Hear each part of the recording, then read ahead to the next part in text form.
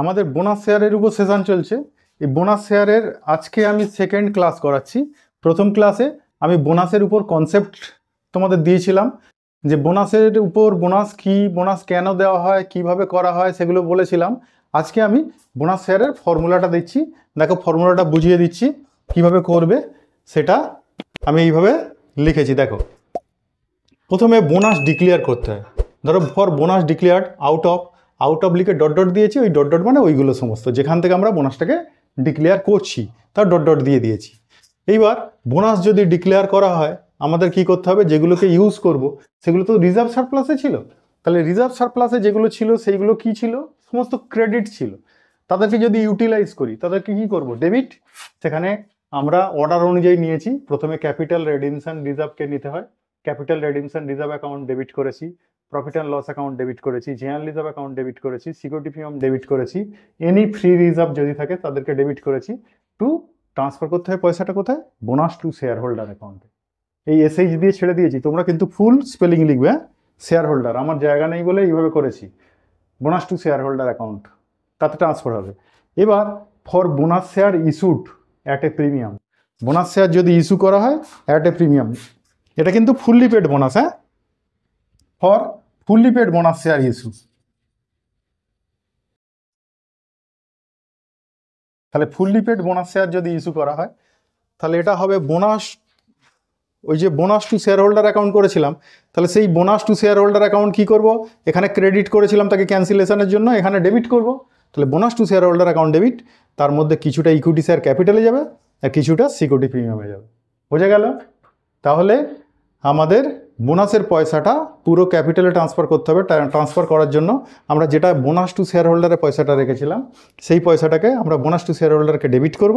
তার মধ্যে কিছুটা ক্যাপিটাল কিছুটা প্রিমিয়াম, যেইভাবে বলবে সেইভাবে করবে। প্রিমিয়ামে গেলে সেইভাবে করে নেবে। যদি 10 টাকার শেয়ার হয় সেখানে যদি বলে 5% প্রিমিয়াম, বা সেখানে যদি বলে 10% প্রিমিয়াম, তাহলে 10 টাকার শেয়ার আর 10% প্রিমিয়াম মানে 1 টাকা, তাহলে 11 টাকা।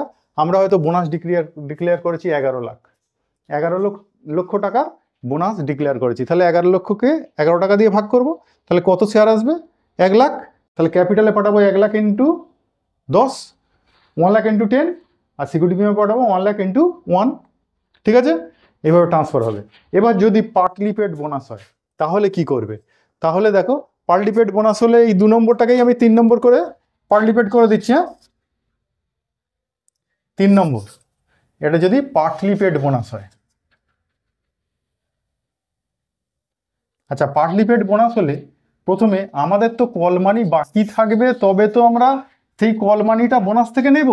তাহলে বোনাস থেকে যদি নিই কিভাবে নেব দেখো, সেটা করে দেখাচ্ছি। আমাদের প্রথমে করতে হবে কল ডিউ করতে হবে, যে কলটা বাকি আছে সেই কলটা ডিউ করব।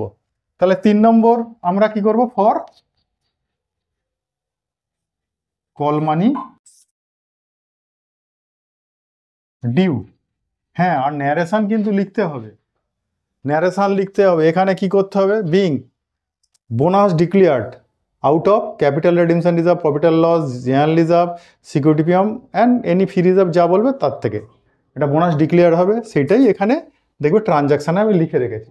ঠিক আছে, কিন্তু ন্যারেশনটা লিখলে সেখানে যেখানে যেখানে ক্যাপিটাল থাকবে তোমাকে কি দিতে হবে, as per board resolution number dot dot dated dot dot. ঠিক আছে, ওইটা একটু জুড়বে। এখানে ফর কল মানি ডিউ, যদি কল মানি ডিউ করি, আমরা ধরো ফাইনাল কলটা বাকি আছে, তাহলে কি করব, equity share final call account debit to call money due করলে কোথায় ট্রান্সফার করি টাকাটা, টু শেয়ার ক্যাপিটালে, টু শেয়ার ক্যাপিটাল অ্যাকাউন্ট।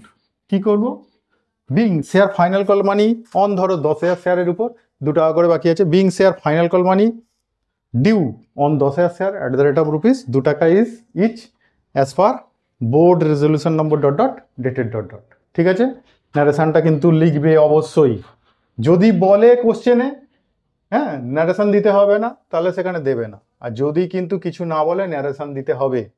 এরপর 4 নম্বর এন্ট্রি, আমরা বোনাস থেকে এই পয়সাটা নেব, ফাইনাল কলের পয়সাটা। For final call money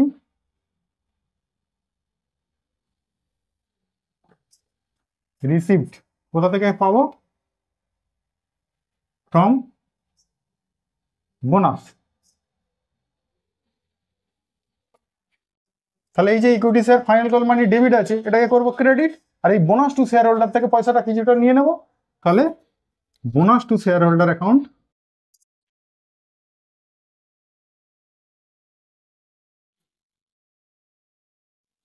account debit to equity share final call.